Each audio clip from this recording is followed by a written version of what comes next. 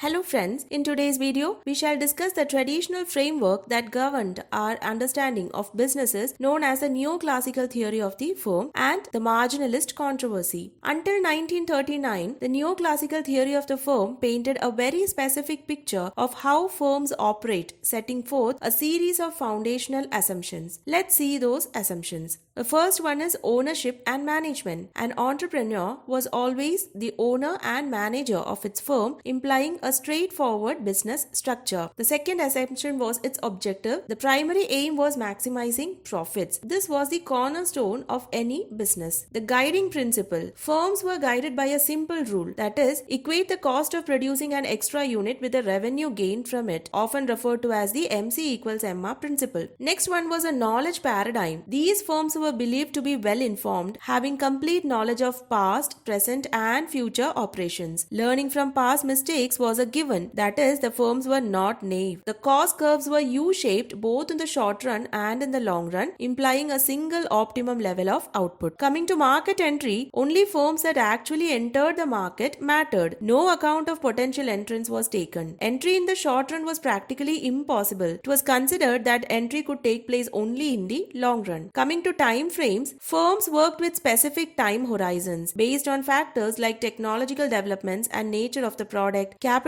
intensity of the production methods, etc. Maximizing profits over this duration was the ultimate goal. However, 1939 was a significant year. Eminent economists such as Hall, Hitch, Lester, and Friedman began to question these very assumptions. Their critical examinations centered on one primary question: do these assumptions truly reflect real-world behaviors of the firm? This introspection laid the foundation for a more comprehensive and realistic view of firm behaviors in our modern economic landscape. Clearly, the above assumptions are unrealistic. So, what are some of the real-world behaviors of the firm? First one is managerialism. In today's corporate world, firms are complex organizations with the ownership, that is shareholder, and management being separate aspects. Sure, profit is essential, but it's just one goal among many. Think of managers having their own wish list, which includes not just profits but their salaries, the company's reputation, maintaining market share, and even job security. Now, this is called managerialism, which is maximization of the managerial utility function. Managers maximize their own utility function by focusing on factors such as salaries, prestige, market share, job security, a quiet life, etc., and does not depend solely on profit maximization as stated in the traditional theory. The second one is satisficing behavior with bounded rationality. Ever played the telephone game? Well, as information moves through a company, it can get distorted, and managers, they are not superheroes. They can't know or process everything. So, as postulated by the traditional theory, the managers cannot act with global rationality, which means that there are no time, information, or other constraints in pursuing the single goal of profit maximization for the firms. They have only limited or biased information, and they don't have unlimited time or abilities to compare and evaluate all the possible alternative strategies open to them in any particular situation. So while traditional theories showed managers as always striving for maximum profit using the MC equals MR rule, in reality they are often just aiming for good enough outcomes. It's like aiming for a decent grade in a tough class rather than always shooting for a perfect score. Given the unpredictable nature of business, this makes complete sense. Thus, firms do not seek the maximization of profits, sales, growth, or anything else. Instead, they display a satisficing behavior. That is, they pursue satisfactory profits, satisfactory growth, and so on, which is sensible given the uncertainty in the actual world. In other words, firms act with bounded rationality, meaning firms have constraints in pursuing their goals set by internal and external factors. The third behavior is to aim for long-run survival and constant market share. Imagine running a marathon. The goal isn't just to lead for a while, but to endure and finish the race. Similarly, many entrepreneurs prioritize their firms' long-term survival. It's not just about short-term success, but about being there for the unknown future. And for some firms, consistency is the key. They aim to secure and hold on to their piece of the market share. The fourth behavior is entry prevention and risk avoidance. Imagine you are at a party and you are comfortable with everyone there. You know how they dance and you have figured out the rhythm. Now a newcomer enters and suddenly you are unsure of their next move. Established firms feel the same about new entrants. So they set what is called a limit price. It is a maximum price that the firms can charge without attracting new entry of the firms. They set a limit price, basically a price cap, to prevent newcomers from entering the market so as to maintain their current market position. Next is treatment of uncertainty in traditional theory. In reality, the business world is unpredictable.